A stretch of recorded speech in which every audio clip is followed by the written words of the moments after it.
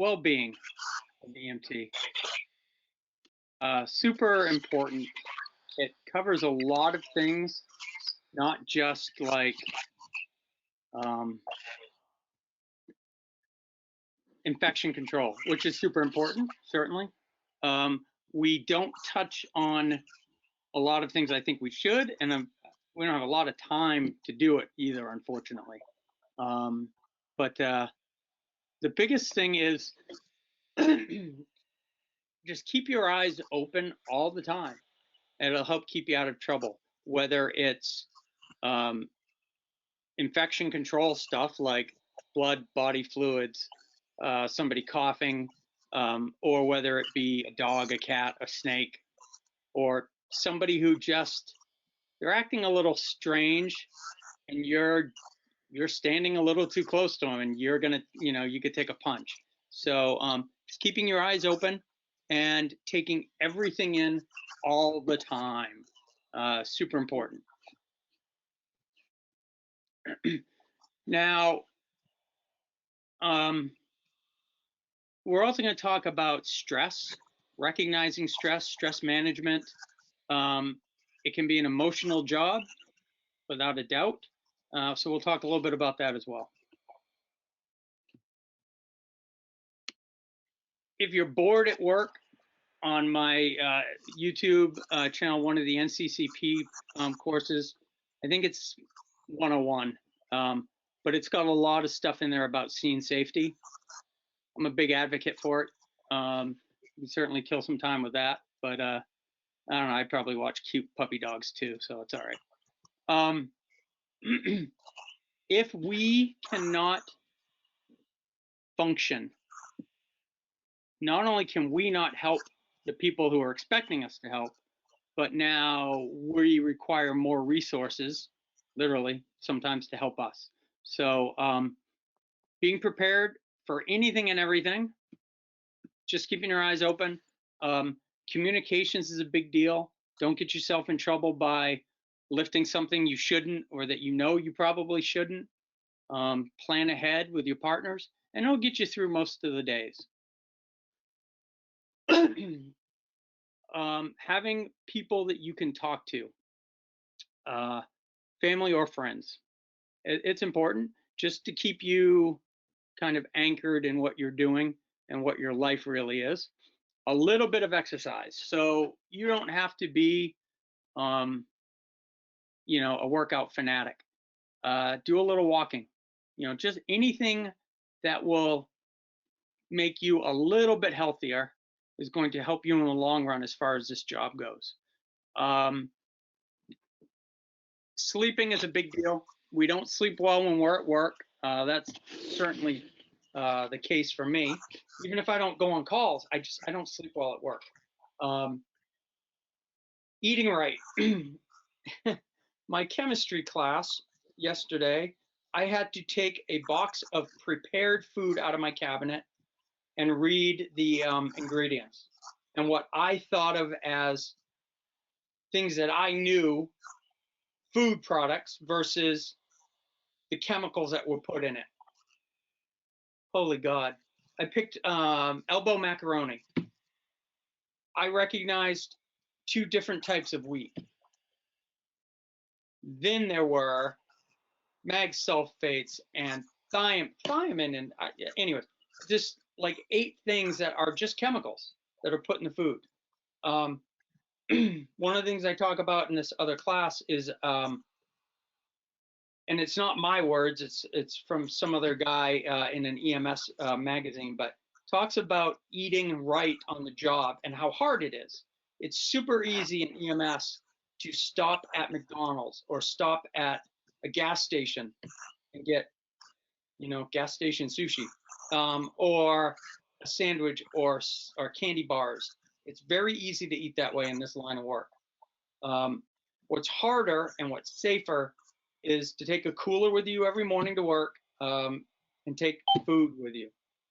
Food, not prepared items. So this guy, and he's not the only one I've heard describe it this way. When you go shopping, shop the outside walls of the shopping, of the store. How come? Because it's the fresher produce and meat. Yeah, it's where the refrigeration is. So it's fresh It's not food. processed. Everything in the middle is processed. One guy I heard said, you shop the outside for food, you occasionally dive into a center aisle for salt, pepper, and coffee, and then get the hell out. And the more I sat there staring at this ingredient label, I was like, so I was supposed to write down my thoughts on it, and I was like, I've been trying to eat better for the last 5 or 6 years. This, I think, helps motivate me for the next couple of weeks again. It's just the junk that we put in our systems. Ugh. So eat right. Alcohol and caffeine. Well, lots of people say it's bad. I will not say don't drink alcohol and don't drink caffeine. I agree with this. Limited, right? All things in moderation. If you are upset, you've had a bad day at work, you've had a bad day at home with a family member, whatever, don't get drunk, right? You want to have a drink or two. There's nothing wrong with that. But drinking to make yourself feel better doesn't, right? I mean, we all know that person that, oh, he's a nice guy until he drinks, then he's an asshole. Well, guess what? He's an asshole deep down. The alcohol allows that to come out. All right. So that's what alcohol does. It brings out whatever you're struggling with and makes it more apparent to you. So if you're having difficulties, you're upset, depressed over something at work or at home, you drink, you'll get more depressed, right? So moderation. A little bit of alcohol is not bad. A little bit of caffeine is not bad, but certainly 5, 6, 8 cups of coffee or those, oh my God, those freaking monster type energy drinks. They are not healthy for you, okay? Now, I'm saying this to you as a former fat guy, right? I used to weigh 325 pounds. I've been in the hospital 3 times for chest pain. I've been in the hospital for having my heart rate go too fast. Hey, what are you drinking there? That got caffeine in it? Good for you. All right, so, and I decided I wanted to live to see grandchildren, so I made some big changes in my life. And it's not easy. I get that. I have to force myself now to keep going for walks. So that's what I did for exercise when I started losing my weight was I went for walks and I did a little bit of weightlifting, nothing crazy. And now I have to force myself to stay active because it's super easy to fall back on being a sloth. So a little bit of exercise every day will make you exponentially healthier. Every pound that you are carrying extra on your ambulance call, on your torso, is an extra pound that your patient weighs. I think back now, 125 pounds ago, I can't imagine putting a backpack on with 125 pounds in it and just walking to the bathroom, much less doing an ambulance call.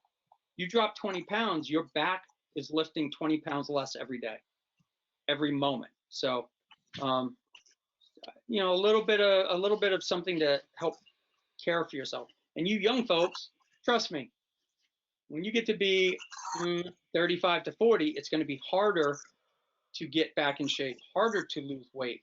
It's going to take longer for sprains and strains to heal. So the better you are, the healthier you are when you're younger, the easier it is to maintain that as you get old like me. See your doc regularly, yearly checkups, go to the dentist. If you don't have a dentist and you get a toothache, you're not going to get in to see a dentist. Okay, so have dentists, see them every 6 months, go see your doc once a year, get vaccines. All right, that is way less time than we should spend on all that, but it's super important. All of this does run together, though. That is part of protecting yourself personally. Protecting yourself personally also extends to preventing exposure to infectious disease. I mean, we've gotten pretty good at that whole. In the last 2 years, we've learned not to cough on each other and to wash our hands once in a while. Go figure, right? We knew that in kindergarten, but it took a pandemic to remember how to do that. Standard precautions are a term used that for every patient, we assume they have something we can catch. So based on what they are doing, we protect ourselves. If they have, all right, I'll give you this. This is the way, this was the talk I had with my kids, and it goes for EMS. If it's wet and icky and it's not yours, don't play in it. But if you're going to, wear some protection, right? It doesn't matter, right? If they're not bleeding and they're not puking, do you really need gloves on? No, not really. But if they've got something wet and icky coming out of them, you need to put some gloves on. If they're potentially infectious with something that, from a cough or a sneeze, you need a mask, they need a mask, you need glasses, okay? So that's kind of what we mean by standard precautions. We also break it down into what we call PPE, personal protective equipment. Those are the different options we have for protecting ourselves. Masks. We've got two different types, well, three different types of masks if you think about people doing this, right? A t-shirt over your mouth is better than nothing, but it's not super protective. These surgical masks work very well. They protect us from a lot of things. They also keep other people from coughing their crud at us, right? So these little surgical masks, if I'm wearing a surgical mask and I sneeze, most of my sneeze stops inside that mask, and I protect it to people around me. I was sitting on a bus at Disney World last week. This guy took his mask down and fucking sneezed at me. So after I pulled his eyeballs out, in the back of my mind, that's what I did to him. I was like, what? Seriously? He didn't want to get goo on the inside of his mask, so he just sneezed right at me. Anyways, N95 masks, right? They are very, very effective at filtering the smallest little particles. Up until COVID, we kind of reserved those for tuberculosis. Kind of funny, I've never seen a case of TB in my entire life. Turns out COVID's everywhere, right? So, but they're a very good mask, N95 masks. Glasses, gowns, face shields, all kinds of different things to wear, and we're going to go over some examples of it. Local protocols, they could be statewide, they could be your service, they could be your hospital. When in doubt, wear it. I've always angered and frustrated preceptors when I've gone to a new place because I don't wear gloves a lot. This, by the way, is do as I say, not as I do. I start a lot of IVs without gloves, and people cringe at that. I don't spill blood when I start IVs. Now, I should wear them to protect my patient from me, though. That is something to think about also. But I know people who can't, they look at an IV and they make people bleed all over the floor. Those people got to wear gloves, right? I don't make a mess, but I wear them appropriately. If I know I'm going to get into something, I put my gloves on. I always have gloves in my pocket, so at work, so I can put them on if something is going south on me. Okay. So goggles, glasses. Now I know you guys are getting a lovely reflection off my glasses. If I don't wear them, I can't see the screen. But these reading glasses are not effective barriers. You need safety glasses, bigger, because stuff can splash under and over and around these very easily. So something better for safety. And you can get these, if you need cheaters like I do, right? You can get these with cheaters on the bottom, like bifocals. You can get prescription safety glasses, and you don't have to spend an arm and a leg for them because you're not going to wear them 24/7. Okay. So I recommend a pair. I buy these bifocal safety glasses on Amazon. They're like 20 or 22 bucks. I'm not breaking the bank, but they're going to last me because they're decent. These two masks are both N95s. This is we call it a surgical mask. This has a nice shield on it. If you've got the shield, you don't need these glasses. And by the way, when you're wearing a mask, as I'm sure you have figured out in the last 2 years, your glasses fog up. Go to Walmart, buy FogX. FogX was made for the interior of windshields. You can rub them in your glasses, front and rear. They do not, or inside and out, they do not damage your glasses, and they'll keep them from fogging up. You could always do the old face mask, you know, like swimming in the pool thing and spit on them too, but gloves. This looks to me like a pair of surgical gloves, you know, very typical sterile surgical glove, and then just normal regular medical gloves. Preferably non-latex. We used to wear latex gloves all the time. That's all they made for us. And healthcare workers started developing latex allergies. So the more you touch, or the more access you have, exposure you have, I'm sorry, to latex, the more likely you are to develop an allergy to them. Change gloves between patients, right? You don't want to be typhoid Mary and taking infection A from patient to patient. So change your gloves in between. We should be changing gowns, masks, all that stuff, ideally. But there have been times during Rona here that we've had to wear the same gown from patient to patient because we just haven't had them. And that's kind of, you know, I'm taking spooge from one patient to the next. It's kind of bad. One of the things that we will do next Tuesday, I meant to do this last night and I forgot, is I'm going to show you guys how to take gloves off the right way. Because what you want to do is you want, when you take that glove off, you want this first glove to be inside out. So any goo on it is inside. And then you can peel the other one off over that one as well. And you keep the goo contaminated. So peel it down and away from you too, because you can splash yourself, you can splash partners with blood and other fluids. Do a good job wiping up after yourself too. Hospitals are great because they have all kinds of people who go around behind you and wipe tables and benches and beds and all that. The ambulances, that's on us. I would not want to take one of the police department black lights and go into the back of an ambulance. There is more protein-based fluid in the back of our ambulances than I care to think about because we just don't do a good job of it. Okay? When you are taking care of a patient and you're going to drive, take your gloves off before you get in the front and start driving and using the radio. And people don't. They'll grab the microphone for the radio and they got bloody gloves on.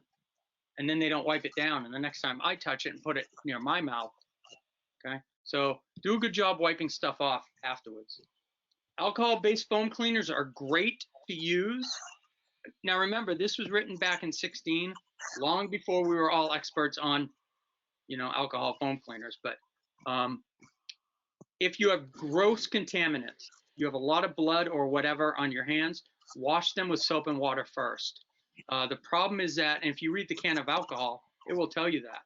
If you are grossly contaminated, alcohol will just kind of smear it around. Okay, so wash with soap and water if you can see stuff on your hands. The nice thing with alcohol sanitizers are you can have them any place. You can carry a little one in your pocket. You can have them in your ambulance. You can have them in your car.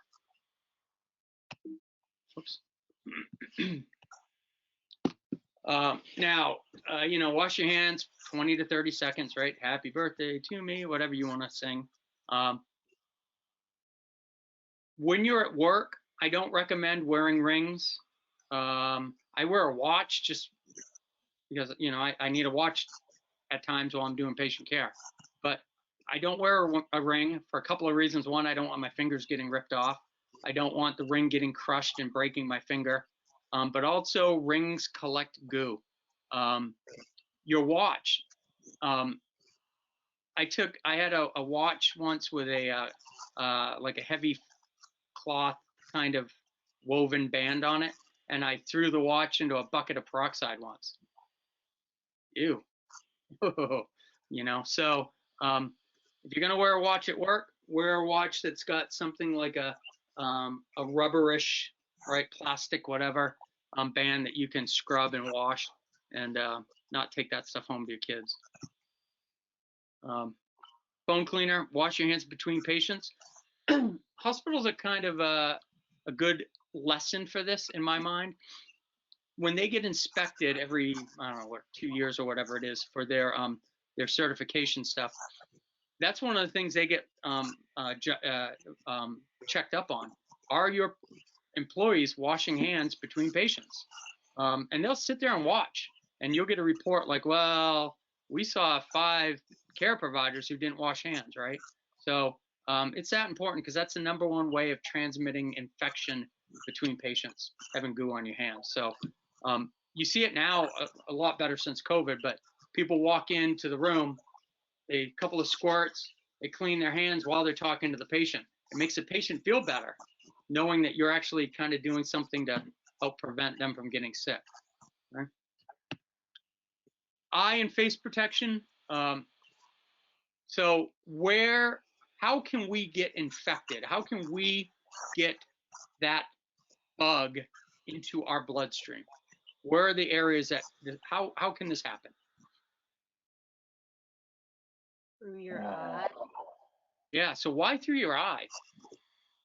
Mucous membrane around your eyeball. Yeah. Mucous membranes around the eyeballs are very thin, and so they get absorbed easily. And your eye itself, good. Where else has an exposed thin mucous membrane? Your nose. Mm-hmm. Yep. Your mouth. Yeah. So you can get it injected into you. If you've got cuts, put Band-Aids on, clean your hands, put a Band-Aid on, and wear gloves, because that's a potential opening. Don't take needles from people. Like, you're in the ambulance with me and I start an IV or I do something else crazy with a needle. If I go to hand it to you and say, hey, can you throw this away for me? Go, no, you do it. Because even if it's a safety needle, I hand it to you, there's a risk that you get poked by it. So if you're handling a needle, you put it away. If I'm handling it, I put it away. Okay. Ooh, the duckbill N95, the ugliest mask ever created on the planet. I refuse to wear these. But you can see it comes up under her eyes, under her glasses. She's got a lot of coverage. All these mucous membranes are covered, which is good. Now, if you can't wear a mask, for one, like you have a thick beard, your facial structure's too big or too small, they're supposed to provide you with another form of a respirator. It might look like a helmet style with hoods and fans, going. Those are great. I love those because they're more comfortable. They don't fog up. I have more faith in them. But a lot of EMS services, here's a mask. It'll work good enough for you.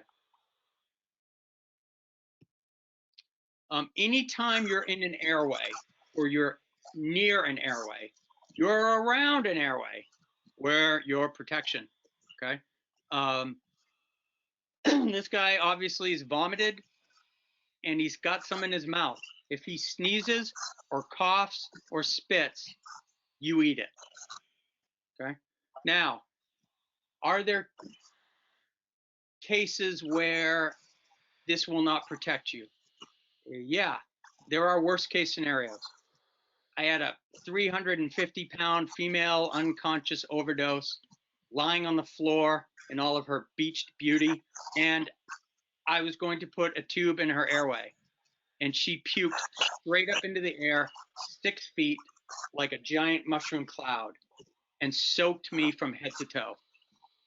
Nothing I had on protected me, or would have protected me, and it sucked. And firefighters were puking, my partner was gagging, and I was yelling at all of them because I was pissed, okay? But that's a rarity. It's only happened to me once, okay? I have had masks and glasses on that have stopped things on a regular basis. So whenever you're in an airway, near an airway, make sure. So gowns are great. The gowns that we tend to have in EMS, one of the more popular ones is just this little blue thing.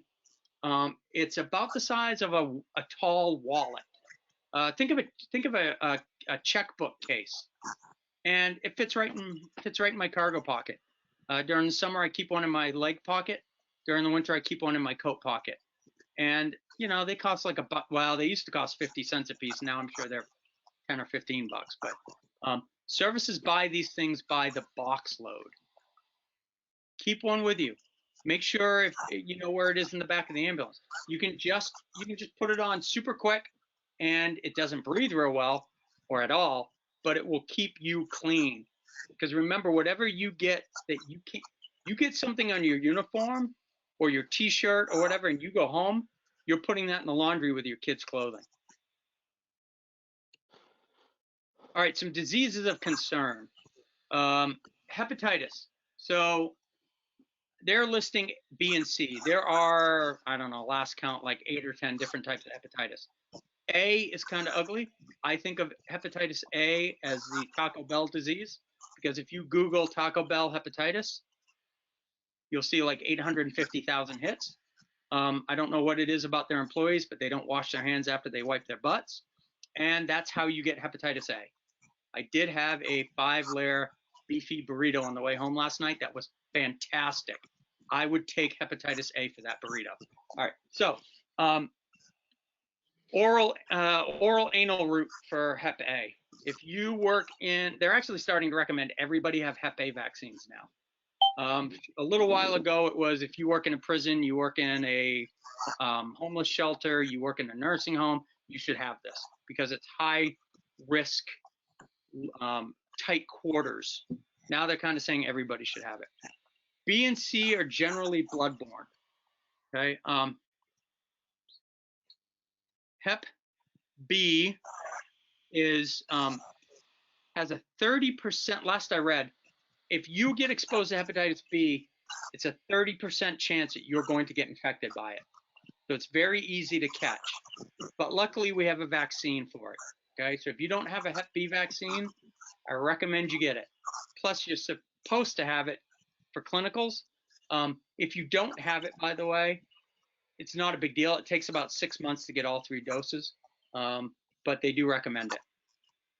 Hepatitis C is hard to get, which is good because there's no vaccine for it. Back in the late 80s, we were very scared and concerned about HIV and AIDS. It was going to kill the entire planet. Everybody was going to get it. Didn't matter if you were gay, not gay. I mean, we had blood. We were giving blood to people that had it in it. Everybody was going to die from it. And the reality is it's about a 0.6% transmission rate if you get stuck by an infected needle.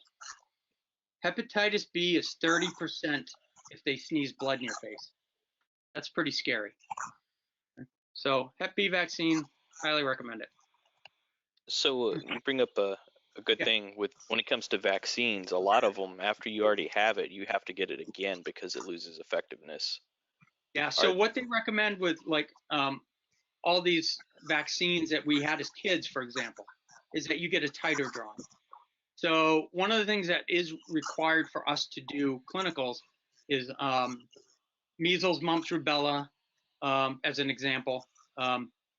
If you had that as a kid, you have to have a titer done to show you still have immunity to it. So like all these hospitals I've worked at, only one place ever did titers on me, and that was Exeter back in 08. And they did an MMR, and they said, "Oh, Mr. Jenks, you don't have, immunity to, I think it was rubella." I said, "Here's your new shot." I said, "Great, thanks," and now I'm covered. But that should be an employment prerequisite as a volunteer firefighter, as a professional EMT, as any place. They should be requiring all these titers to be done, and they're not. HIV. I got my HIV test back in HIV vaccine, Hep B vaccine. I'm sorry, not HIV. Hep B back in 88 or 89. I'm still immune to it. I've had titers since. So that's pretty amazing because they only thought that was going to be good for 5 or 10 years. So, yeah. Yeah, I asked that because being in the military, they gave you. I pretty much got everything, whether or not I had it. So I have everything all the way through anthrax. So Yeah. I'm And just that's wondering, should I get that titers anyways? well, Tuesday night, if you remind me, we'll go over the things that we need to. I think it was in the flyer anyways, that you have to have those or titers done. So MMR, Hep B, you have to have a tetanus shot within a year, 10 years, I'm sorry, and a TB test within a year. So, but we'll go over that more next week. And that's the thing that I find funny with the military folks who are, you can't throw me out of the Army because I'm not taking this vaccine.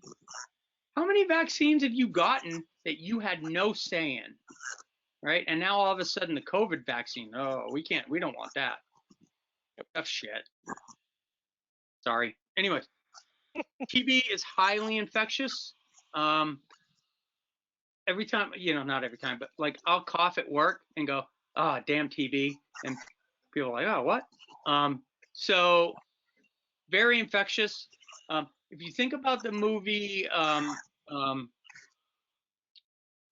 my God, the one with I can't even think of his name now. Shoot out the OK Corral, right? And Doc Holliday, and they were calling Holiday, Val right. Kilmer's Doc Holliday, and they were calling him Lunner. Tombstone. Tombstone. He had TB, and that's what ultimately killed him. And it was highly infectious.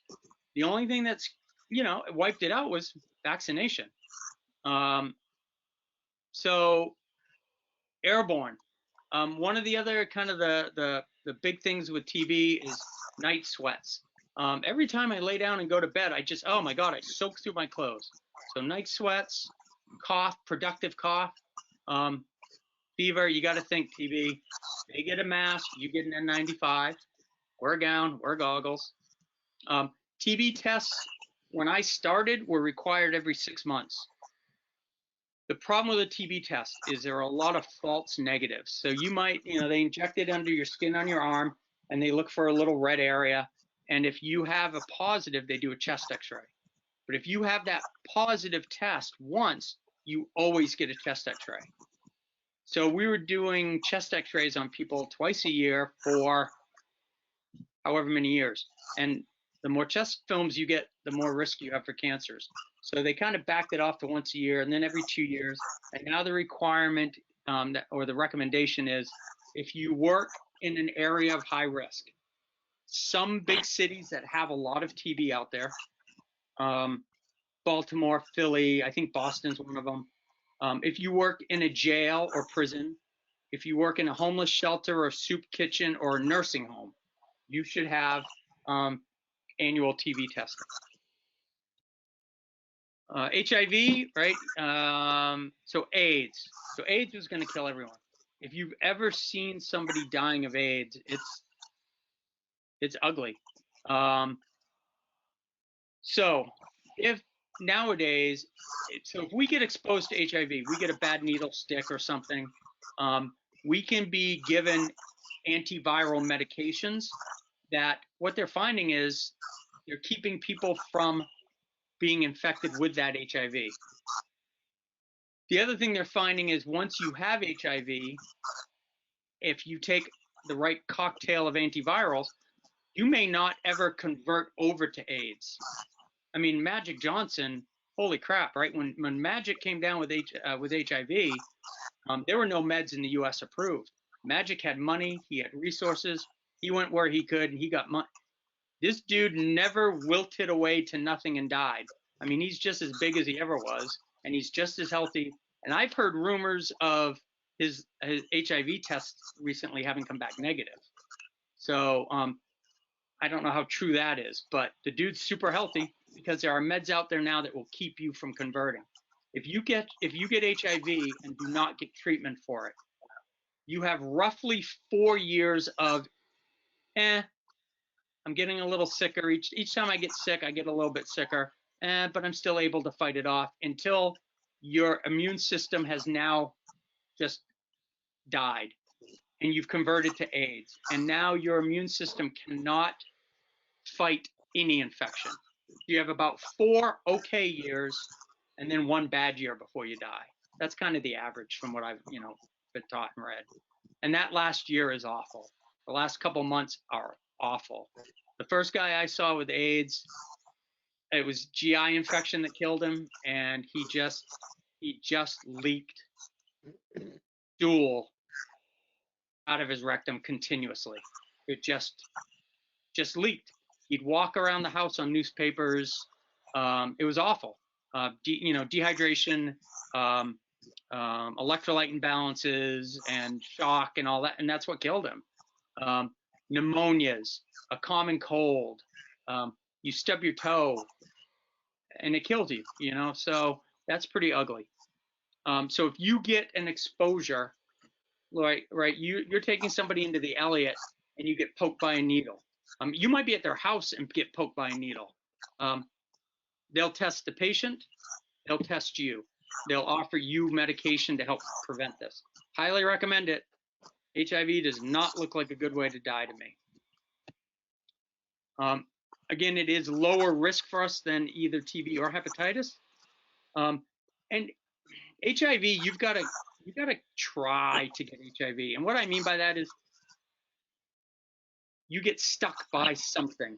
There are other ways to get HIV, but you shouldn't be doing that at work. Okay. So at work, it's poked with sharp objects.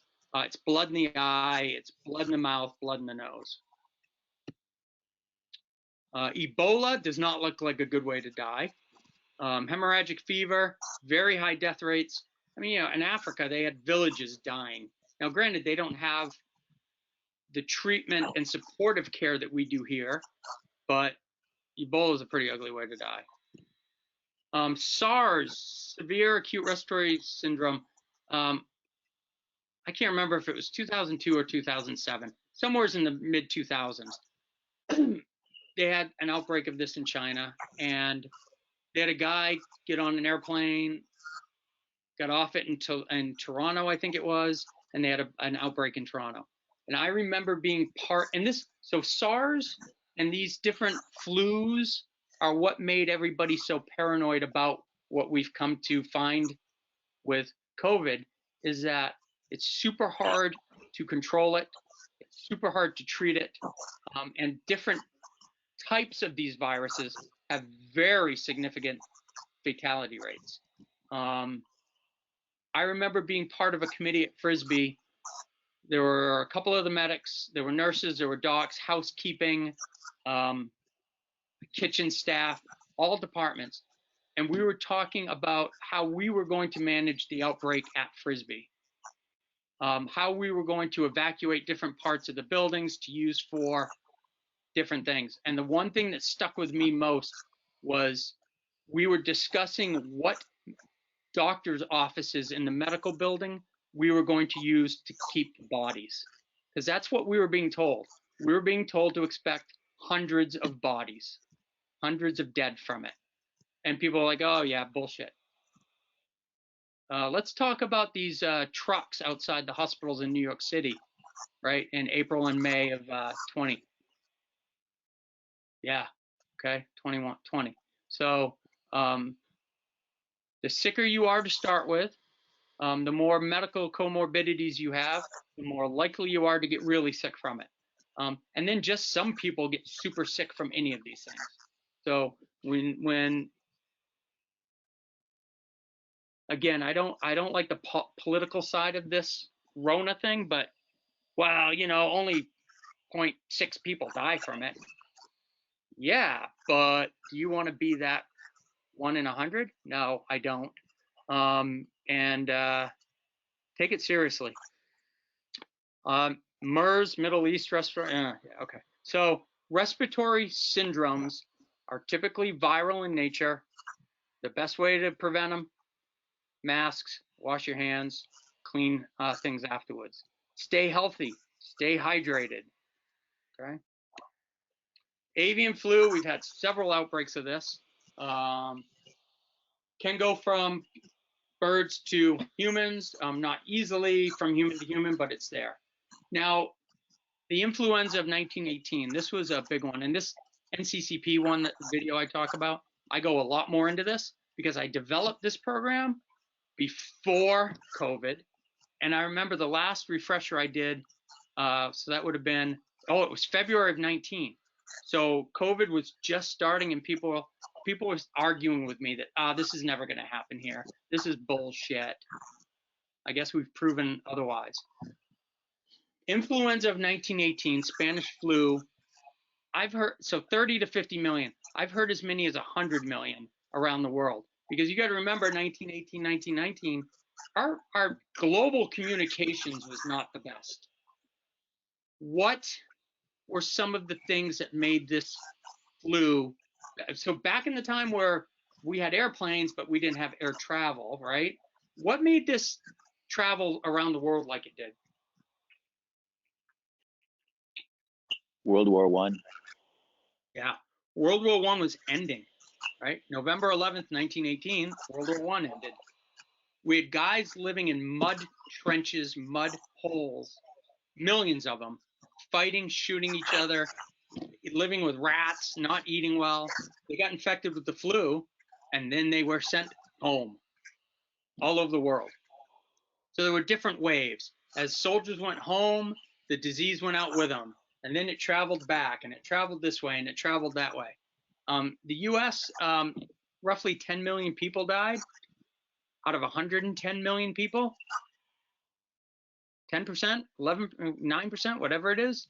That's pretty scary. Now, again, granted, we did not have the medical care then that we do now. But they were expecting more than that to die from this. So we are certainly at risk for this. One of the things I hated with the start of COVID was don't give nebulizers to people. Why? Well, it aerosolizes and you'll spread it and you're more at risk. I'm like, yeah, okay, whatever. But I've got asthma. I don't like wheezing. I'm giving nebs to my patients. But there are different things that come out with these different treatment plans based on how you spread disease. Be aware of them. And when they tell you a reason why, and they give you, hey, you shouldn't do this unless, well, do the unless part, okay? Wear your mask on calls. Put masks on patients right away. At Huggins, our EMS coordinator, Janet, sent out an email like, I don't know, a month ago saying, because her office is right there, her window looks out at the ambulances. She was watching, once the vaccines became available and everybody was getting them, she was watching all the EMS folks put masks on the patients as they took them out of that tiny enclosed ambulance. She was like, you should probably put them on at their house. I agree. Patients should have masks. We should have masks. Right? OSHA, so job safety folks do require medical systems, ambulances, to have certain things in place. How do we take care of our sharp objects? How do we take care of our bloody objects? Okay. What if we get an exposure? Well, how do we get tested? How do we get treated? All these things are supposed to be set up ahead of time in a policy and procedure manual. It also says that you should be trained when you go to work at a new place on infection control, and vaccines should be offered. Right? If you're a volunteer on a fire department, were you offered this stuff? Were you given this training? Maybe, maybe not. Okay. And we need to participate. We need to put the trash in the right spot. We need to wear our equipment. We need to report things when we have exposures.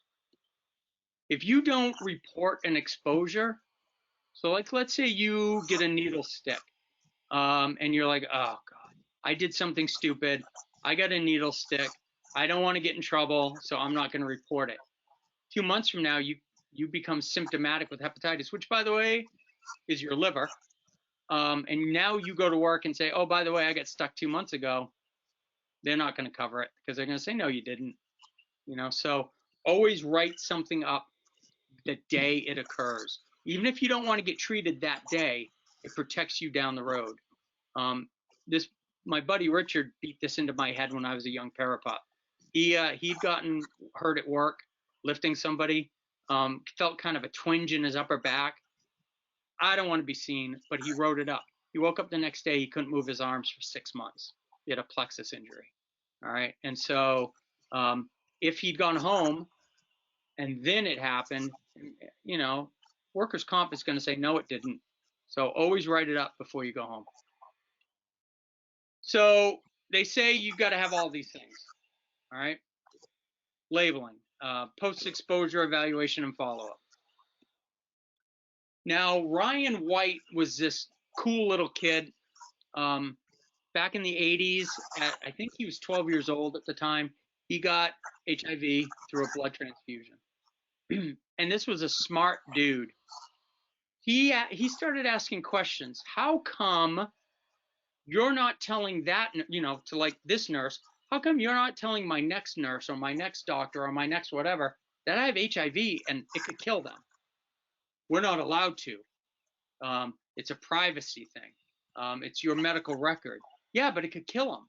And so young Ryan made it an issue, and he got they named it after him. He got this act passed that says, if there is something hazardous that somebody has been exposed to or could have been exposed to, not only is it okay, but it's required that you pass that information on. So like in the old days, we took somebody to the Elliott and we can't tell them they were exposed to it. Well, now not only is it okay, but they have to tell us. And it's an act, so it gets renewed every, I don't remember if it's 5 or 10 years, but it has to get passed again by Congress every so often. And so far, since I think it was 92 or 3, they've passed it every time. So that's good news. But it also says that each system is supposed to have a designated officer to take care of that. So do you have an infection control officer in your fire department or ambulance service? Maybe, maybe not. Maybe Janet's just going to call the chief and say, oh, by the way, Kevin got exposed to hepatitis. Okay, so we're not very good in EMS in the small systems, including volunteer fire. We're not very good at this. So if it's airborne, it's one path. If it's bloodborne, it's another path. It all still comes right down to they're going to tell us, and they have to give us follow-up for it. That dude, he was a pretty smart kid. I mean, he died. You know, this was back before there were a lot of antivirals for it, but we owe him a lot. So again, TB, if you suspect it, you wear an N95 mask, put a regular mask on the patient, and let the hospital know. If you are in, you know, COVID, TB, doesn't matter. When you call on the radio, tell them, hey, look, we're going to need a negative pressure room. So these patients go into rooms that the air is filtered. It's not, you know, they lock it down, right? So just, hey, you could call them on the phone if you want. Hey, this patient has, I think this patient has TB. You know, we should go into a negative pressure room. Okay. They're pretty good about that now with the whole Rona thing, though. So if you think, like I said, at all, any reason they've got TB, at all, just put the damn N95 on. Immunizations, you should have them. You should get testing for TB when it's required. And again, local protocols do vary. All right. Any questions on that very exciting piece of this? All right. This is one of my favorite pieces to teach. Now, stress. EMS can be stressful, right? That abuse patient, that burn victim, that dead kid, super stressful.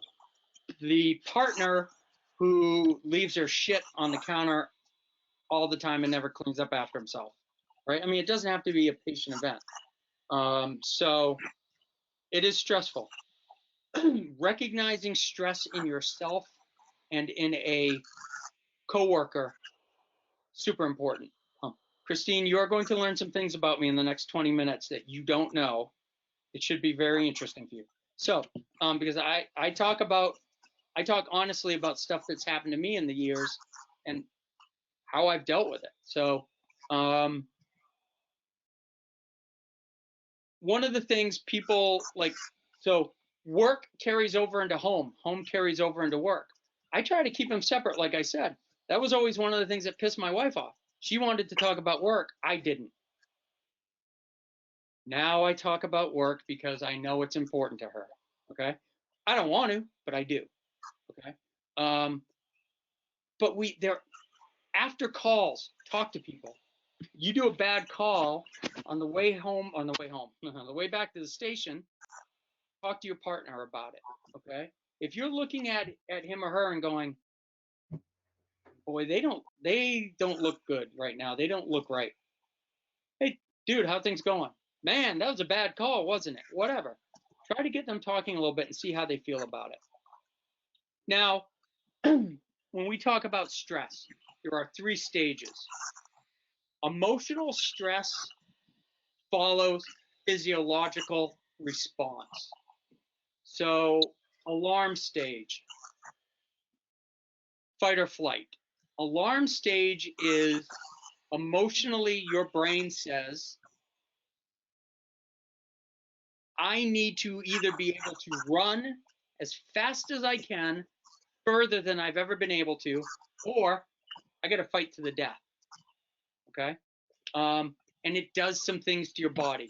It dumps adrenaline into your bloodstream. It dumps cortisol. It dumps glucose because your cells need to eat. You start to breathe faster because you need to pull in more oxygen. Some of your blood vessels get bigger so you can move more blood. Some of them get smaller because you don't need the blood there. And I'm going to kill something. So I'm sitting in my recliner. I got a bowl of cheesy poofs on my belly. I'm watching the Red Sox. That's stressful enough, right? My front door gets kicked in. What happens? My brain goes, holy shit. I need to either run out the back door or somebody's going to die right here in my living room. And so I get this stress reaction. Is that physiological state healthy for us? Blood's pumping, breathing fast. Sometimes. Sometimes. Yeah, so for a few moments at that time, it's healthy for you. The longer you are in that state of fight or flight, the less healthy it becomes. Right? That makes sense? Your heart's beating harder, you're fighting, you're running, whatever it is, you're working hard at whatever you're doing. The longer you do that, the less healthy it is for you. Okay? Now, I turned to fight and I realized, my kid didn't close the door and the wind blew it open. My cheesy poofs are laying on the floor. The dog's eating my cheesy poofs. I walk over, I kick the door shut, and now I'm trying to relax and go back to normal. That is second stage. I'm coping with it. Okay?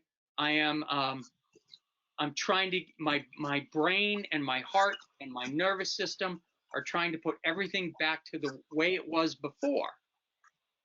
So I sit down in my chair and I'm shaking, right? I mean, we've all had that adrenaline rush. And we're just kind of a little shaky. You lose fine motor control during fight or flight. In order to get more blood to your chest, your shoulders, your biceps, your butt, your thighs, and your quads so that you can run, punch, fight, twist, jump, pull, push, you shut some blood flow off. I think of it, and this may not be exact, but it's roughly equivalent. Elbows to fingers, knees to toes. You also shut off all the blood to your intestines, your mesentery, because you don't need to be digesting food while you're fighting for your life. Okay? You don't need to be able to sew and knit fighting for your life. You need to be able to form a fist and punch. So you're being chased by a dog, you got fight or flight. And you're trying to open the car door and you can't get the key in the damn car door. And you're like, oh, don't look at the dogs, work the lock, right? You can't. Your fingers are fumbling. If you've ever been in a firefight and you're trying to do a magazine change or reload and you drop a magazine because you can't get it in the frickin' hole, it's because you've lost fine motor control, okay? If you are trying to do patient care in fight or flight, it's hard to do that. The first time I tried an IV in an ambulance, I think I stuck her arm to the frickin' bench seat, okay? I was just like, no. Sorry about that. I wasn't even close. You got to learn how to control that a little bit, okay? But also knowing it's going to happen is important. So that way maybe you can stop, take a breath, try to relax before you do whatever it is, okay? Coping. Now I sit in my chair. My heart rate wants to slow down. My lungs are going to constrict a little bit back to normal. Blood vessels are going to either get bigger or smaller depending on what they were doing before. This is also one of the terms for this, right? We got fight or flight. Well, second stage coping, they also call feed or breed. And it's your cells breeding, regenerating.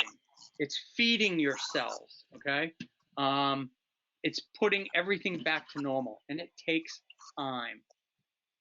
This, by the way, is your nervous system. We're going to talk about this in a couple weeks more, but fight or flight is what's called the autonomic nervous system. The feed or breed coping is your parasympathetic nervous system. That's crazy. It's your emotions, it's your brain, it's nerves all through your body, it's muscles, okay? So now, once I've got everything back to normal, I'm exhausted. I just went through this a huge emotional state followed by an extended physiological response. I'm tired. So if it's my front door being kicked in and I'm watching the Red Sox, by the third inning, I'm falling asleep. I can't keep my eyes open. You are my daughter, and your first call as a paramedic is, save my dead baby. Do you think that was fight or flight for her? Yeah, right? So 22-year-old brand new paramedic, save my dead baby. Boom, adrenaline. And you, how long does that fight or flight last? 40, 45 minutes, an hour? While you're taking care of the baby, on the way to the hospital, while you're at the hospital giving a report, while you're helping the ER staff, right? I'll do compressions, right? Now you go out to the truck and you've got to go through that coping mechanism. By the time you get back to the base, you're sound asleep. You're snoring. You're exhausted.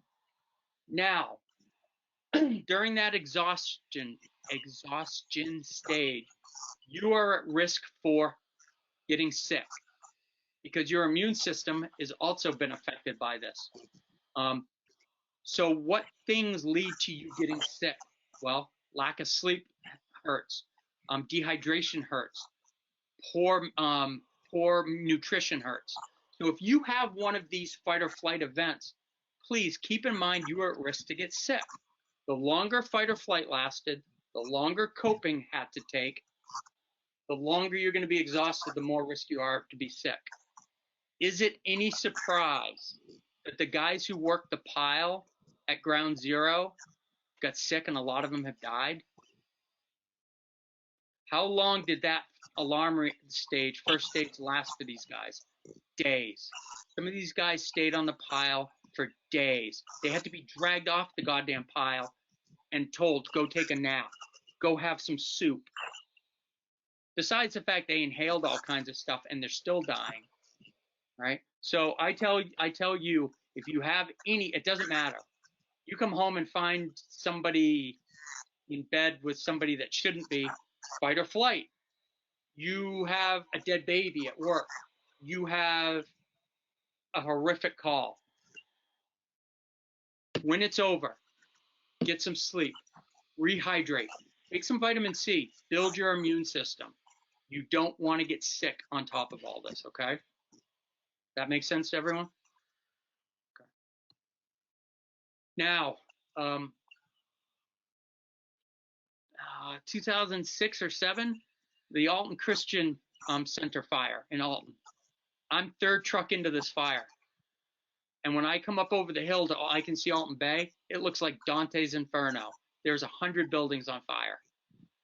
Cool, right? Woohoo, this is cool. The truck behind me has my 16-year-old son on it. Boom, jacked my alarm stage significantly. I get to where the officer is standing and he says, Kevin, take your crew up the hill. These 2 houses are on fire.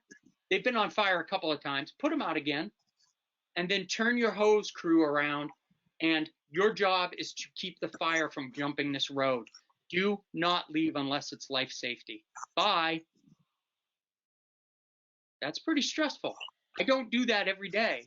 That was pretty stressful. So that night, I made it a point, right? So it could be a fire call. It could be because, I'm on a volunteer fire department. My kid's on another truck, right? So keep those things in mind. It could be, what are some other things in EMS that you think, besides a bad call, what do you think some things are that might carry out, might cause you to be stressed? Someone driving the ambulance poorly. Oh, yeah. Or you're the one driving it and I'm the one yelling at you. Trust me, you'll be stressed out too. Yeah, absolutely. That's when the driver just yells and says, "Shut up, I'm the one driving." I say pull over. Let me out. Yeah, I'm make done. him drive. No, I'm done. Yeah. If you're driving like an asshole and you won't stop, I will have you pull over and I will get out. What else? A decision See it, that fire. sticks with you. Ooh, decision that you have to make. Yeah.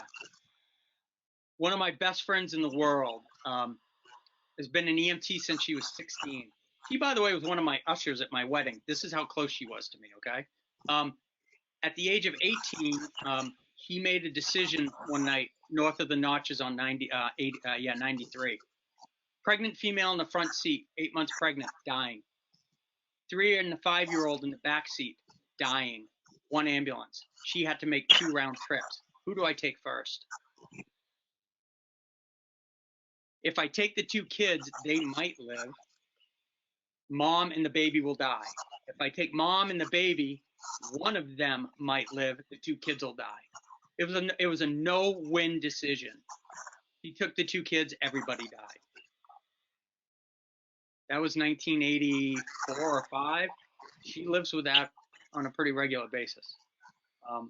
And she made the right choice, because no matter what choice she made, it was a no-win choice.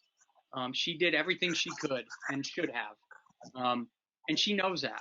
But yeah, choices you make, certainly. My daughter,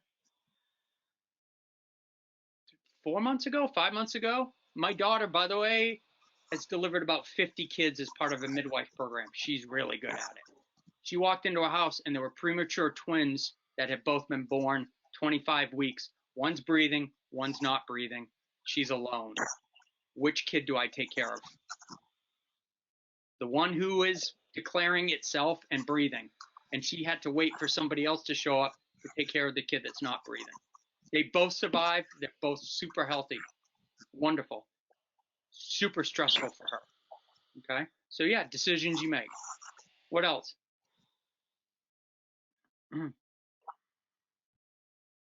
Short staffing or lack of help. Nah, you got all kinds of help there. Yeah. You said every EMS. action, we have texts and messages that go out going, we need help. We need crew members. We got another person out sick. We've got, whatever. ERs are super understaffed. And if you're management at an ER and you're paying $250 an hour for a traveler, that would be stressful to me. So, how about life? How about your home life and your work life slamming together somehow. You think that happens? Every 1980. day. Yeah, every day. 1984, I was in a car accident. Good Friday. Broke my neck in 5 places. I live with that today. 5 years later, I go to a fatal motor vehicle accident. Young girl coming down a hill, going to baccalaureate with her sister. Her boyfriend, not their boyfriend, Jesus. Her boyfriend's on a motorcycle behind him. She rolls her car over. She gets ejected out of a closed sunroof. She goes into cardiac arrest just before I get there. My partner takes the sister to Dover for trauma team activation. I'm going to take care of the cardiac arrest. The boyfriend is leaning against 2 stumps crying. He's 10 feet away from me. I'm laying in the middle of the road doing airway maneuvers on this girl in the middle of the road. The rescue guy from Stratford who's doing chest compressions, Reverend John, lives up the hill, top of the hill at the church. It's a bad call, right? 5 years earlier, we made those 2 stumps. I am laying in the road where I almost died. And now this girl's, she's gonna die, right? You think that's a stressful call? Oh yeah, right? So how did I handle this, right? I took a couple of days off and I rode my mountain bike around. My wife and I lived in Pittsfield. I rode my mountain bike around for 3 days and I went fishing. I'd ride to the creek and I'd fish. I had a couple of drinks. They were wine coolers. I'm kind of a sissy that way. But over the course of the day, and I spent the day thinking about my accident and how lucky we ended up being, and her accident. And is there something? No, there's nothing I could have done differently at all. Okay, and I got by it. Now, one of the things that helps me, and I want you guys to think about this. There's a couple of things that help me on stressful calls. One is my religious beliefs, but that hinges on if I have done everything I can for that patient and they die, it's not my fault, right? Somebody else had bigger plans for them. God, Allah, Buddha, the devil, whatever, okay? But it hinges on I did everything for them that I could. Remember I said, we have regular patients and, they die. If I don't do something because I'm being lazy and they die, it's my fault, right? So I try to do the right thing every time. And that's what I want you guys to think about. So that if you do, and as an EMT, there are fewer things you can do than I can. But if you do everything that you can and they die, it's not your fault, okay? Everybody shake your head, okay? I'm not saying it's not going to bother you, but it should bother you far less if you've done everything that you were supposed to do, all right? Now, how did I handle that? I got a little exercise. I did not drink to excess, right? I did a little meditating on it. And I talked to people about it, okay? And those are the things that they recommend here, all right? Catastrophe, acute stress reaction. So the door gets kicked in, that's acute stress. You see a plane go into a building, 9/11, that's acute stress. Save my baby, that's acute stress. Typically with acute stress, the signs and symptoms develop fairly quickly afterwards. And they can be everything and anything. Physical, like I get sick. Physical, like I'm just not functioning well physically. Cognitive, I'm having trouble making decisions, making choices. I can go out and buy a new motorcycle tomorrow at the drop of a hat, but I have trouble standing at the thing choosing on potato chips. I know that. That's normal for me. But if I have trouble now with that, I know that's different for me, okay? When my wife and I had some issues at one point, right? We all do that. I went to work. I was quiet. I didn't talk a lot. That's not me. People knew immediately, Kevin, what's wrong, right? After this call with this young lady, I wasn't a lot of fun to be around, right? People knew right away, that's not Kevin, right? So when you see people who are not responding the way they normally do, go talk to them. Hey, what's going on, man? Right? Behaviorally, act out, anger, withdrawal, risky behaviors are a big thing. If you've got a coworker or a family member and they're like that stereotypical good Christian, right? They don't drink, they don't smoke, they don't fool around, whatever, and now they're going home with somebody different from a bar every night, risky behavior. They're drinking, drugging, risky behavior. Hey, I didn't know you smoked. I don't. Well, you are now. What the hell's going on? Okay. All of these things in small amounts for short periods of time are absolutely normal reactions. Okay. I read this article once. It said we are dumbing down our people, not dumbing down. We are flattening out everybody now. Right? We are supposed to be angry at things. We're supposed to be upset by things. If we're not working, if we're not doing what we're supposed to at work and we're worried about being fired, we should be anxious, right? But if you have any sort of anxiety, any sort of depression, your doctor gives you drugs now for it. We don't want you to get upset about things. We're supposed to. It's when it gets beyond the norm, we should worry about it, right? However, you have this acute event, go see your doc. Hey doc, I am depressed. I need some help. I'm not suicidal, but, right? And then give you some medicine for 3, 4, 5 weeks, whatever, to help you get over it. You can go see a counselor. I've seen counselors a couple of times, right? And I admit that because there are guys out there like me who won't go get help.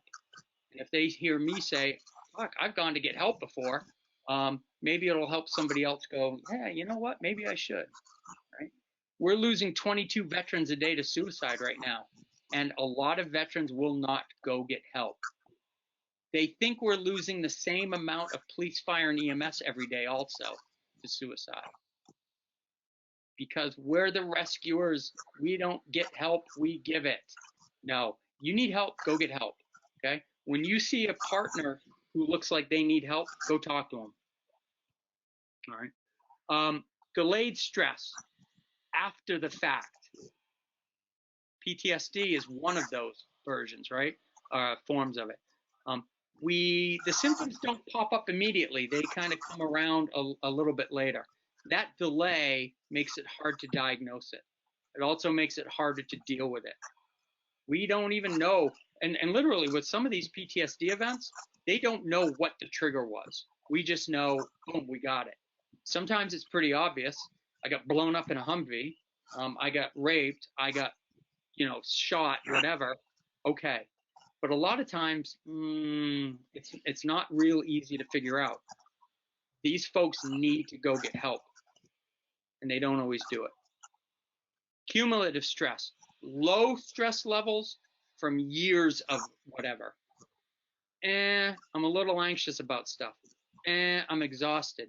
It's really hard to pinpoint, okay? So it's easier for you to see this in somebody else or somebody else to see it in you than it is for you to recognize it yourself. Okay, so just keep your eyes open.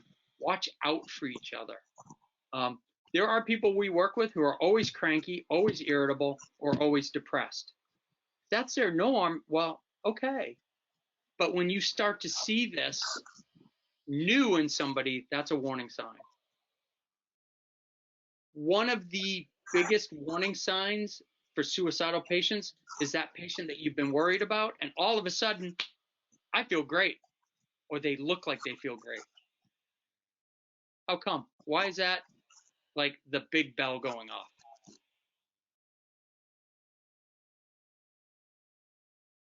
because it's different from them. Yeah, so they've been struggling and struggling and struggling, and then overnight they're better. It's because they are at peace with the decision they have made. That person who you've been worried about being suicidal, who is now all of a sudden, oh, life's great. This is great. Dude, are you all right? Oh, I've never been better. They're going to kill themselves. They've made the choice. They know how they're going to do it, and they are at peace with it. Okay, it takes for you to get from point A to point B of years. It's going to take that long to get better again. It's not overnight, okay? So for somebody to get better overnight, it's a big warning flag. Please intervene with them, okay? Who is the most successful group of people at killing themselves?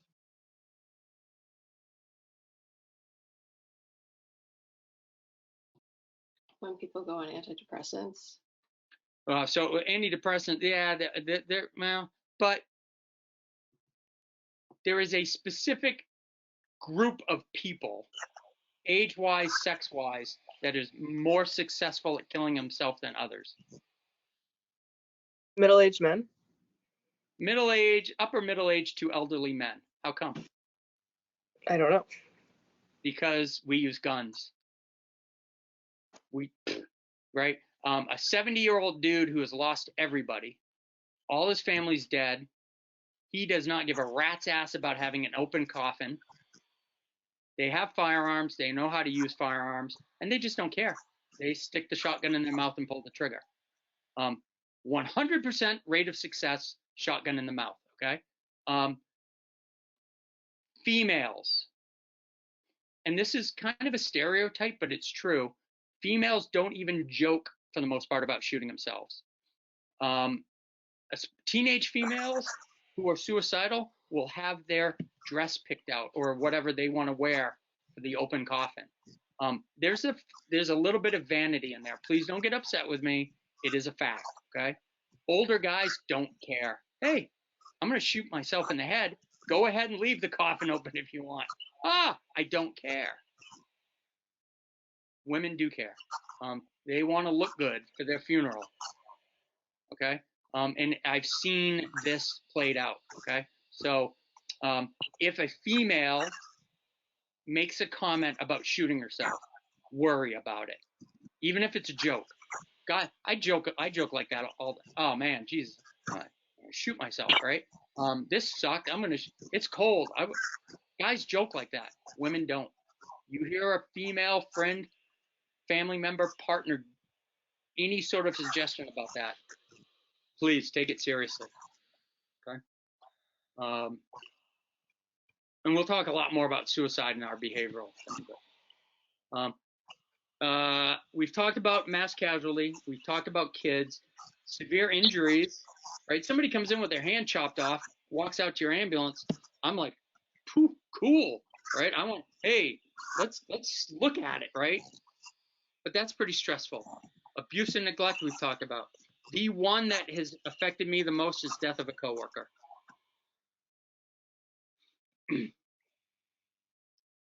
Don McIntyre died Thanksgiving weekend, 1993. I still get choked up thinking about Don. There are thousands of people throughout New England who think about Don and get choked up. He knew a lot of people. Don was a flight nurse. He was also a paramedic. He was a flight nurse. His partner, the flight medic, was named Matthew Jetton. I've never met him. I've met his family, though. They were in a helicopter that crashed into Casco Bay in sight of the Portland International Jetport because the owner was the pilot and he ran out of fuel. They went up to Presque Isle for a burn patient, and he didn't fuel the helicopter up there because he wanted to save a few dollars and fuel it in Portland. And they ran out of fuel, and they landed 90 feet of water. Don and the patient were still found strapped in the helicopter 3 days later. Matthew was never found. The pilot lived. Go figure. The owner lived. And that's pretty damn stressful. So, you lose a coworker, you gotta talk about it. talk to people, get help with it. It's pretty stressful. We've lost other EMS workers in New Hampshire. Friend of mine, an acquaintance of mine, had HIV. He converted to AIDS. He drove his Camaro into a bridge abutment at 90. Son of a bitch did it in the town he worked, though. His partners had to pick him up. That pissed me off. I'm not upset about him. That pissed me off. So it happens, right? I know a cop who shot himself. Actually, I know several cops who shot themselves, but I only went to one of them. Okay, so death of a coworker, very stressful event. Suicide, right? Bad. Eustress and distress, by the way, this will get more pleasant in a few minutes, okay? This whole evening is not a depressing class, but anyway, eustress, positive stress that helps you work under pressure. Here, save my baby. That eustress helps you get through that event. Distress is afterwards. It's distressing, right? Makes sense. Think of it that way. Eustress, get the job done. Distress is distressing after the fact. You might see something like that on a registry test. So these are some signs to look out for with stress, right? Like I said, irritability, can't concentrate, changes in daily activities, anxiety, can't make decisions. Guilt is a big one, right? You feel guilty because you didn't do something. There's also a thing called survivor's guilt. So people who survive a horrific event, and they're the only one that survived. Why me? Why? They feel guilty about that. Isolation, loss of interest in work. Like I said, I went to work and I'm a talkative dude, right? So I'd go up to nurse's station and just hang out and talk. And I'd go in, sit at the computer, shut up, leave me alone. I didn't want to talk to anybody. That was the big one. People figured out with me something was wrong. Okay.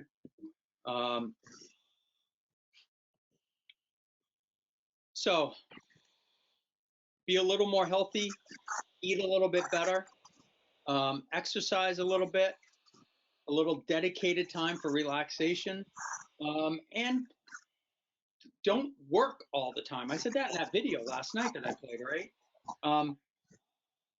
I know people in EMS who hold 2 or 3 jobs, they volunteer, they're never home. Or they're home for a few minutes and this pager goes off and then that pager, and there's no time, right? I have discovered in my life that, I've got people I grew up with who are dying now. So I work when I have to. I have a certain amount of hours per week that I need to work for money. And then I don't work. I don't volunteer anymore. I teach, I work when I have to, and then I pretty much try to enjoy life. I go fishing when I can. Wife and I go camping when we can. And if people can't go fishing or camping with me, I will go alone. I got no issue with that, right?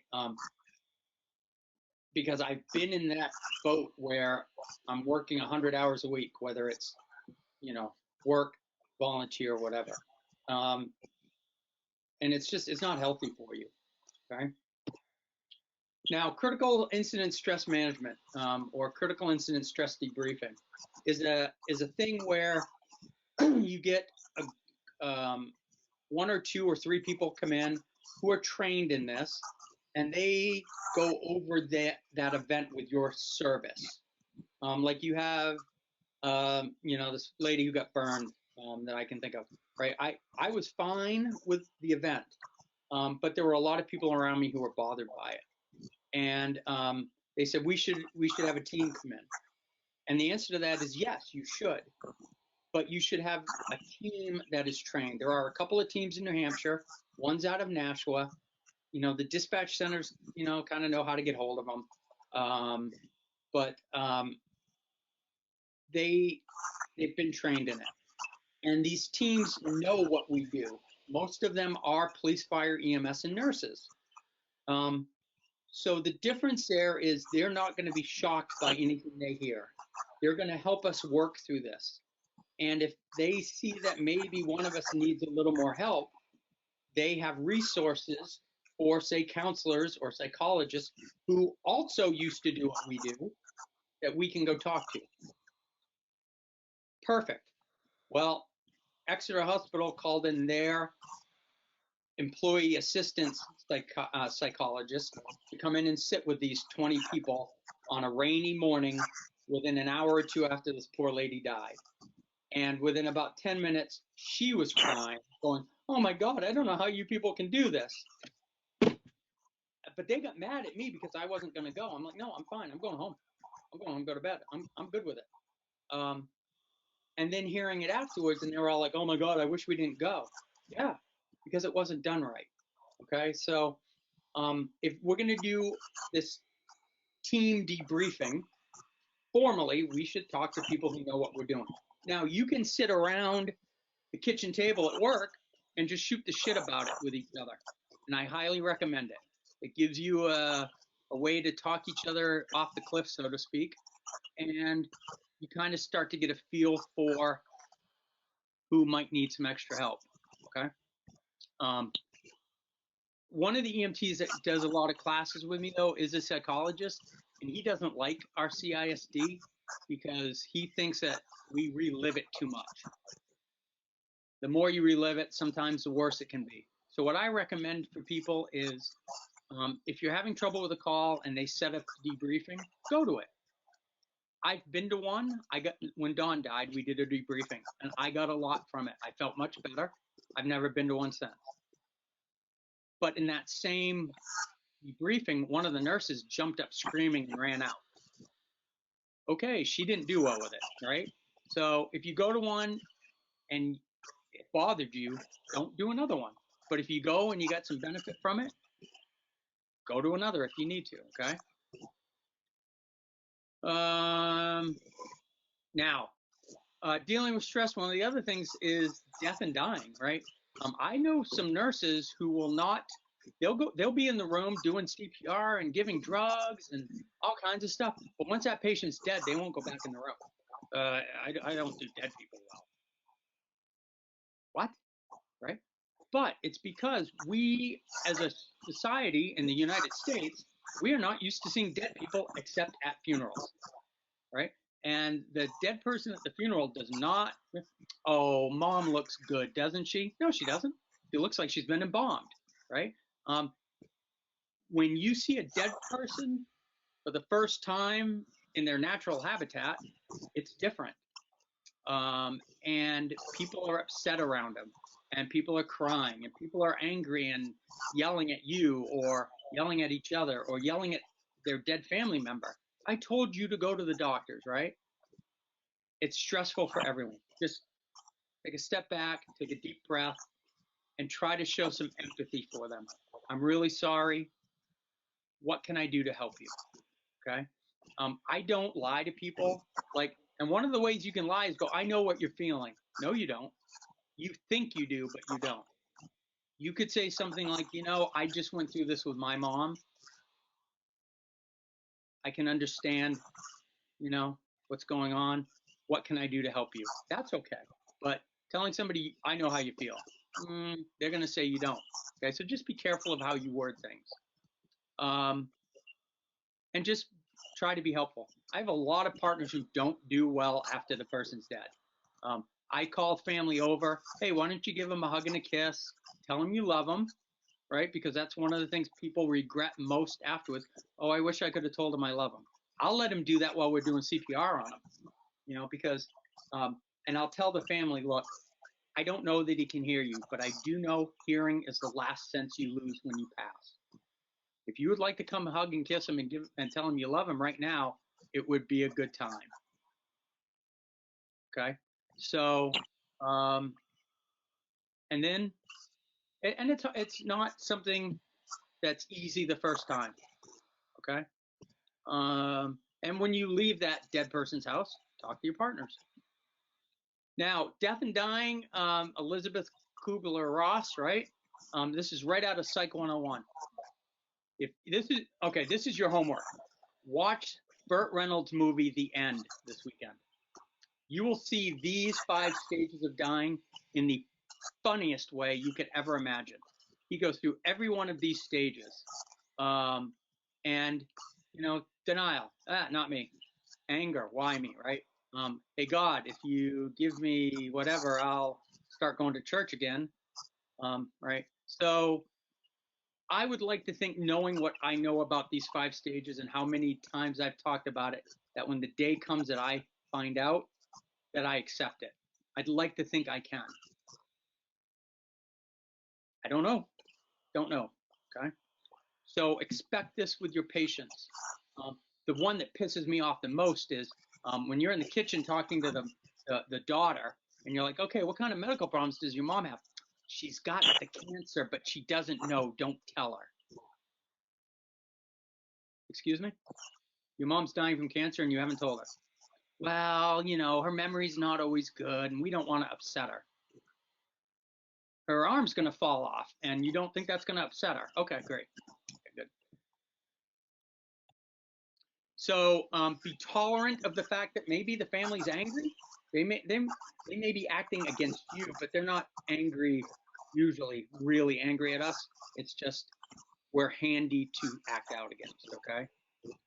Empathy, right? I'm really sorry. What can I do for you? I will sit on somebody's couch and hug on them and let them cry on me, and I will cry with them. I got no issue doing that. And I do, because I'm kind of a softie. But I said I don't lie to people. You will hear this from people. We're going to take your mom to the hospital now. Is she going to be okay? Nobody dies in my ambulance. Excuse me? People die in your ambulance all the time. Well, I can't declare them dead. Yeah, but they're dead. Don't lie to them. Go, if somebody says, are they going to die? Or the patient says, am I going to die? Sometimes you can look at them and go, no, you're not going to die. You've got a cut on your finger. Okay? But other times you're looking at them and you're like, I think they might die. I don't know. I certainly hope not. We are going to do everything we can to make your mom feel better. Okay? But don't lie and say, oh, no, she'll be fine. Because she may not be fine. Okay? As much comfort as you can, realistically, right? So, all right. On to more happy things like chemical spills and dogs and shit. All right. We are not usually in a dangerous profession, but the opportunity exists for us to get hurt. Okay. Now, scene safety is the first thing we need to think about and the most important thing. Now, all kinds of things affect scene safety. Hazardous materials is one of them. So, hazardous material is any material that in the right amount of whatever can hurt you. All right. Too much. We know too much water can hurt you, right? You can drown. Gasoline can catch fire. Gasoline can burn you. Fresh cement can burn you because it's full of lye.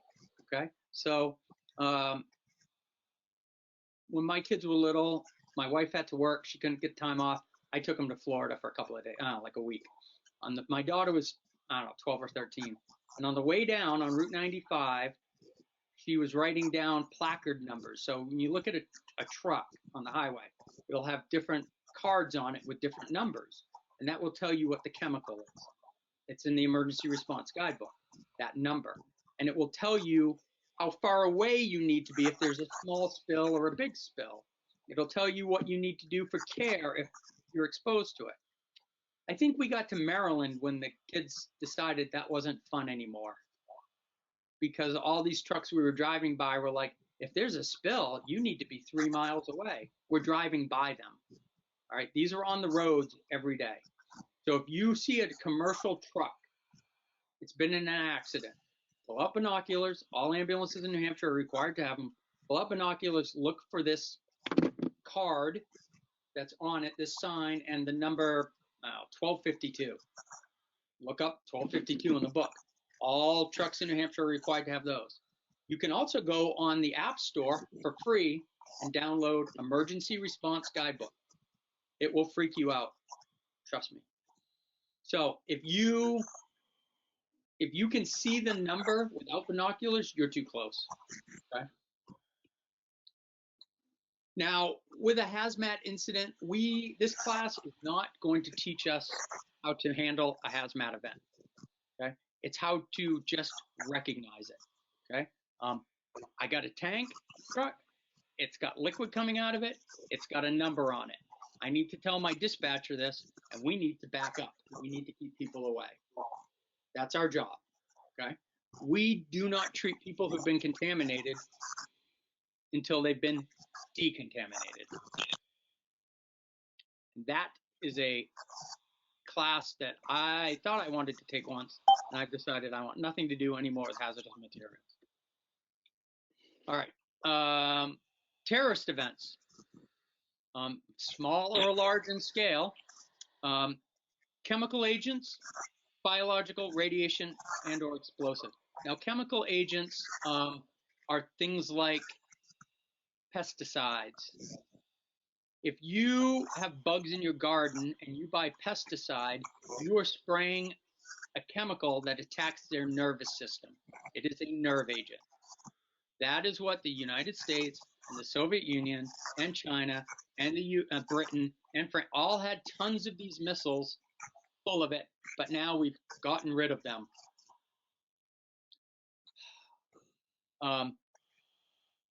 Sarin gas is one of these. The country of Syria, last I knew, had like 15 different chemical weapon factories. They use chemical agents over there like it's candy, okay? So they're out there. One of the chapters we talk about later will go more into that, but just understanding that they're out there. Biochemical, biologicals. So there are people who believe COVID was a biological weapon released by China. I'm not saying it is, I'm just saying that's one of the theories out there, right? So a virus, a bacteria, things like that. Radiation could be something from like Seabrook Power Station, or it could be from your local X-ray department from a spill. Okay? And then explosives, good old-fashioned bombs. And again, this is just a little like things to look out for. All these things we talk about more later. Rescue operations, it could be cutting somebody out of a car. It could be moving them from a building. They're being electrocuted. All of these things have different risks to it. And generally speaking, you need somebody else who's got more training to do it. So the idea is you recognize, I could get hurt doing that. I better stand back here and have somebody else who's got training do it. So this police officer is looking through his glasses at the, you can see the, there it is. Some placards here with different colors and numbers. Some numbers on here. Numbers are changing. We're going to what's called a United Nations numerical system. Anyways, so just be careful with anything like that. Violence. Ooh, baby. Let's talk about that for a minute. Safe clothing. There's actually a move on in the United States over the last 5 to 8 years for EMS in some areas to start wearing body armor again. Probably not a bad idea. I used to wear it in Rochester. And I think if I worked in a big system, you know, Baltimore, Kansas City, whatever, if I had to work there, I'd probably wear body armor. I don't want to work there anymore. I don't want to play that game anymore. Okay.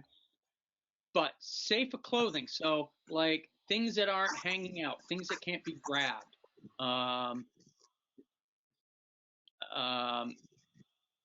Keep your equipment so that you can drop it if you have to and run. You don't want stuff wrapped around your neck. Portable radios, always take a radio into a call with you. Well, we only have one. Well, somebody better grab it. You both should have a radio. If I go out to the truck to get something and you're in the house and getting your ass kicked, you probably want my help, right? If you're in the house and the patient drops dead in front of you, you probably want my help. You need a radio. Now, safety roles, this works really well if you work with the same person every day. Like, my Thursday partner, he and I always work together. We've known each other 25 years. It's pretty easy for him and I to communicate. New guys, I get a new guy every 3 months on my other day. We have to talk things out ahead of time. That's easy, okay? Just do it ahead of time. So this whole thing, don't stand directly in front of a door. Those walls will not stop bullets. However, you knock on a door, if somebody's going to shoot, they generally shoot through a door, okay, because that's where you're knocking. Observe the scene. Now, we talk about violence like, oh, guns, knives, bombs, but the majority of the reasons we get hurt are dogs, we trip on things, we step and the floor gives way and we go through the hole in the floor, not like all the way to the basement, but we have holes in the floors. Happens all the time. So always look. When you're approaching a scene, look to see what you can see. If you see a fence this high and a dog chain this big around and there's no dog on it, dog's inside probably, okay? Turn off lights and siren not a bad idea. However, we are more likely to get hurt and hit by a car than we are mugged or shot on an ambulance call. So most of us leave our lights on at a scene if we're parked in the road. This makes sense. Drive a little bit past so that you can look at the side of the house, the front of the house, and you can see that side of the house as well. So you can see what's the easiest way in, what's the easiest way out. And, oh, do I have this big dog chain, for example, okay? And generally, if the cops will tell you to stage if they think it's a violent scene.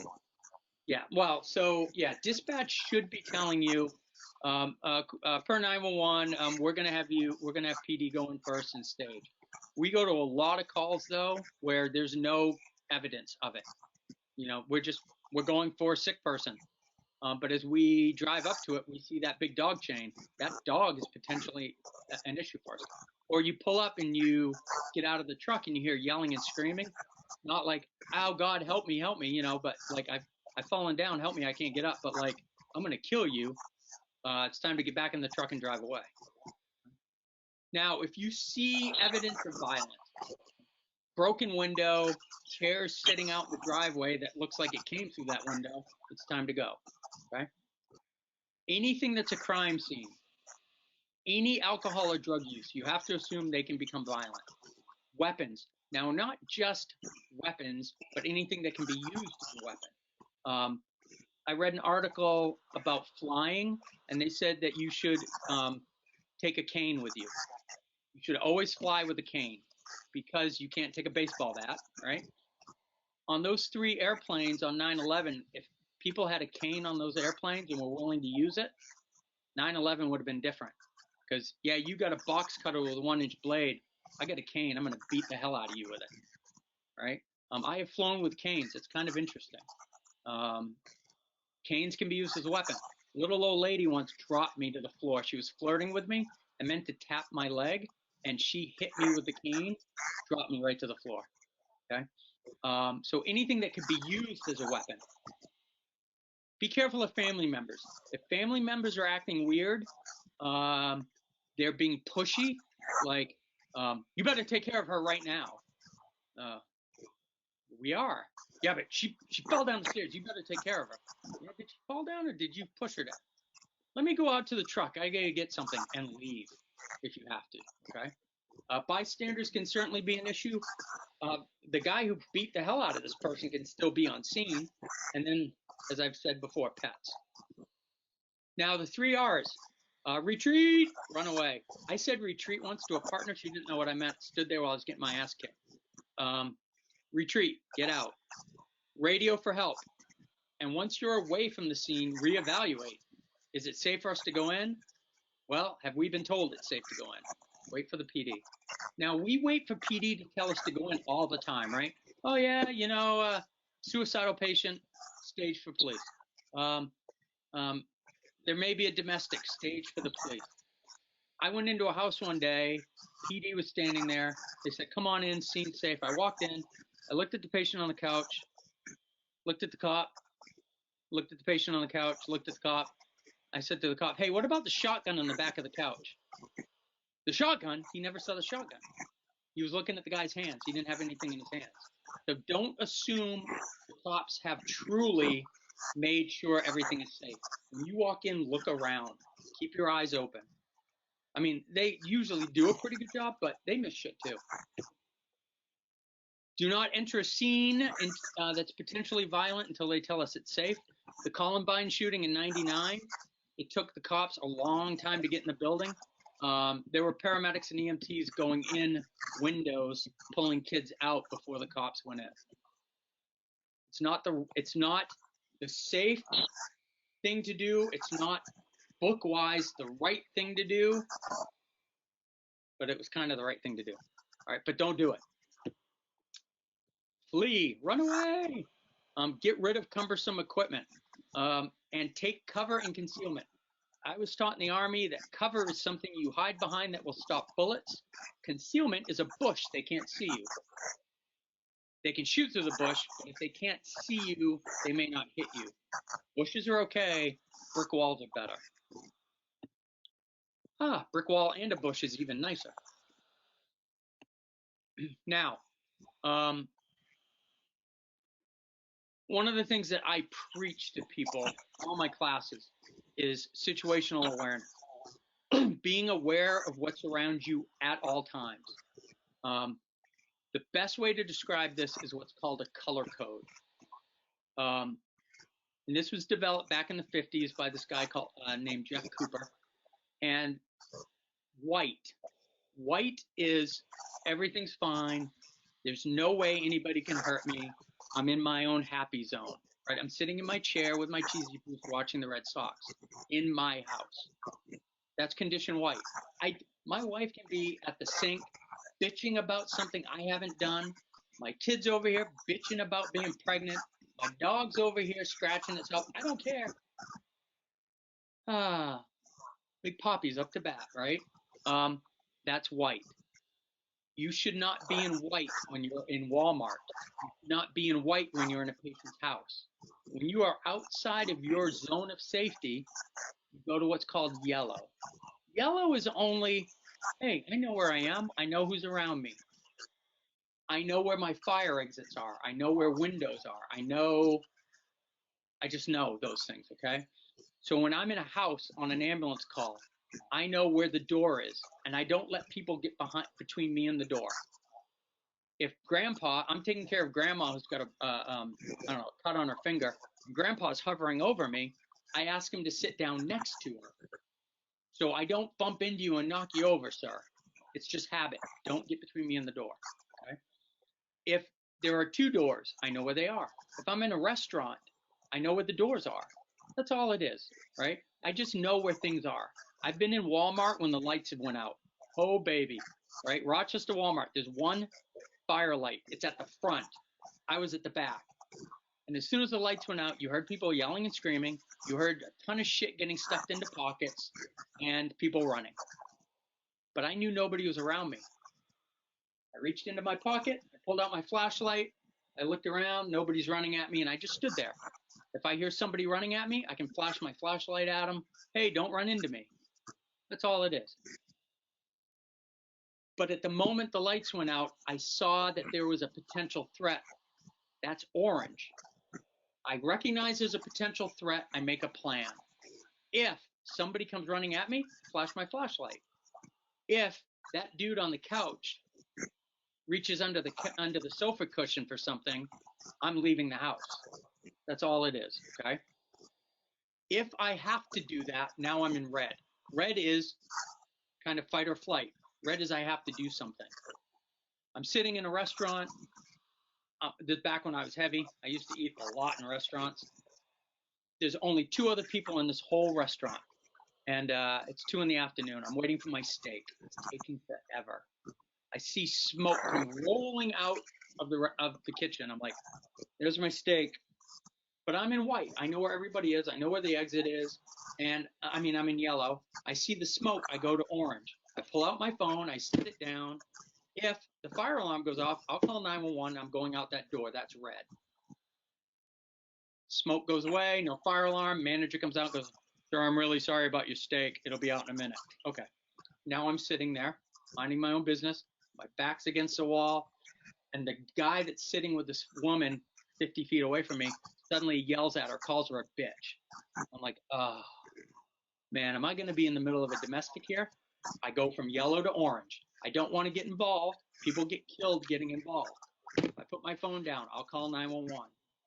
And then I'm trying to decide, can I shoot him from here? Yes, I can. So that's orange. If I have to call or shoot, I'm in red. How does that relate to EMS or the ER even? Well, I know who's around me. I don't let people get between me and the door. But also on my patients, if I'm in yellow, then I'm assessing them from head to toe. I'm not getting distracted by that broken leg. I'm looking at everything. And if they look sick, I'm going to do this. That's orange to red. Okay? So we'll talk more about that as we talk about different medical conditions, but I'm a huge believer in that color code. Look it up. I live by it.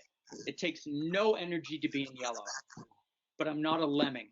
I've said a partner of mine actually made her cry when I called her a lemming once because she lived in white. He had no idea what's going on around her. Most wonderful person on the planet. But I called her a lemming and said, "Oh, she's going to," okay, I said it in a class. "She's going to follow the next lemming off the cliff. Don't be a lemming." I felt really bad when she started crying. Living in yellow takes no effort. I know where things are around me. That's all it is, okay? So please, use this to your advantage. And if you do this at home in your day-to-day life, it's easier to do it at work, and it's easier to do it at home, vice versa, all right? So it'll keep you safer. All right, here we go. You get called to an unknown emergency at a tavern, bar, whatever you want to call it. As you approach, you see a man lying supine in the parking lot, bleeding profusely. Two other guys are fighting, and one has a gun. What do you do? Call the police. I call the police as I am Driving Leaving. away. driving away. Absolutely. There's a bar in Manchester, used to be a bar in Manchester called the Zoo. We never went in there. They would dump the people out the door for us. And it was understood. Fire and EMS did not go in the zoo. I went in the zoo one night. And my partner was like, "Oh my," and I could hear him on the radio, "He's going in! He's going in!"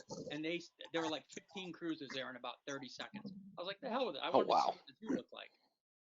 Not the smartest of moves. Okay? Sometimes we do stupid shit when we're young and inexperienced. But yeah, so if you know there's an area that is a danger zone, don't go in. If you've had a house in town, the guy there is always threatening you. Don't go until PD's there. All right? What do you got for questions on this?